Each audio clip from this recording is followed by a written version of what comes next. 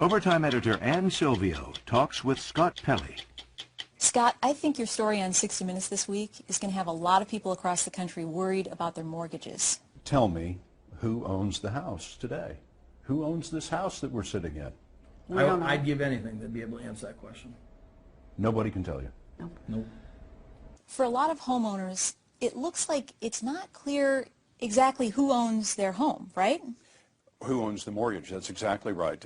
When Wall Street was creating these exotic mortgage-backed securities, these were the things that blew up in the mid-2000s and sent nearly the entire world economy toward the Great Depression too. They were taking the mortgages of average folks, thousands of them at a time, bundling them all together in these securities that got sold from investor to investor.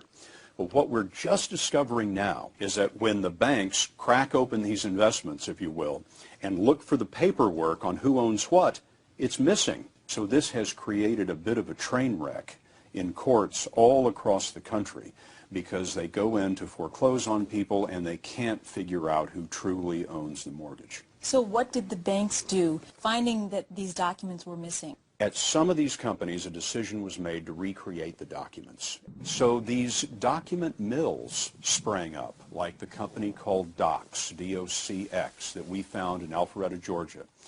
And what Docs was doing was creating tens of thousands of these assignment of mortgage documents. Well, Docs was hiring high school kids who were signing these by the hundreds and hundreds and hundreds as if they were bank vice presidents. Forging them. Forging the names of other people. The name is Linda Green, but on thousands of mortgages, the style of Green's signature changed a lot. And even more remarkable, Linda Green was vice president of 20 banks, all at the same time. You went on the search for Linda Green. She agreed to talk to us off camera. Wasn't she working in the mailroom at Docs? At a certain point, but she was also signing documents as well.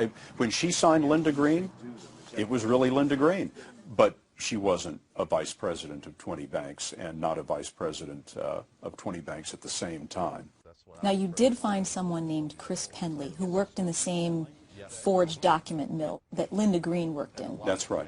Now, tell me about Chris Penley's job at this place. Chris Penley's job was to sign documents, and he would sign whatever name needed to be signed at that moment in time. And there are 12 people around this table all signing these documents at the same time. All signing Linda Green? Many of them signing Linda Green. So you're Linda Green? Yes. Can't you tell?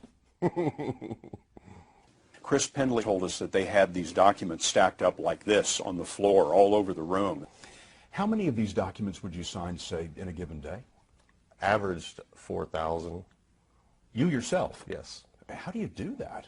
And after we did our interview, he pulled me aside and he said that one day when they were all signing these documents, he looked up to all the people around the table and said, one of these days, we're going to be on 60 Minutes. And sure enough, here we are. Now, just imagining this, and at times in watching your story, you don't know whether to laugh or just gasp in horror. It's both of those things. As demand exploded, Docs needed more Linda Greens. The documents they're signing, those are people's homes. These are the ownership documents underpinning the American dream. These are people who are about to lose their homes. Mm-hmm. The bank doesn't have the evidence to make that happen, so how do they solve it? Forged, phony documents. Now, for the guy sitting at home watching your story who pays his mortgage payments on time and foreclosure is the furthest thing from his mind, why should he be concerned about this? I don't think we have been able to get to the bottom of what all of this means. The chairman of the Federal Deposit Insurance Corporation, Sheila Bair, one of the nation's top banking regulators, has called this problem in our story pervasive throughout banking across the country. It is probably many tens of thousands of mortgages that seem to have no paperwork behind them that establishes who actually owns the house. So if you pay off the mortgage after 30 years, are you going to be able to get the title for the house, or is it going to be missing? When you go to sell your house, how difficult is it going to be to establish who owns the title and whether that can be transferred to another person? What can a homeowner do to figure out who actually owns their mortgage? I don't know if it's going to be possible for everybody to figure out who actually owns their mortgage. Most people are writing a check to a company that is a mortgage servicing company. You could write a letter or make a phone call to that servicing company and ask them who owns the mortgage. But if the mortgage servicer goes into the records and finds that your mortgage got wrapped up into one of these mortgage-backed securities with 10,000 other mortgages and then got sold and sold and sold again, they might not be able to figure out who holds the title to your house.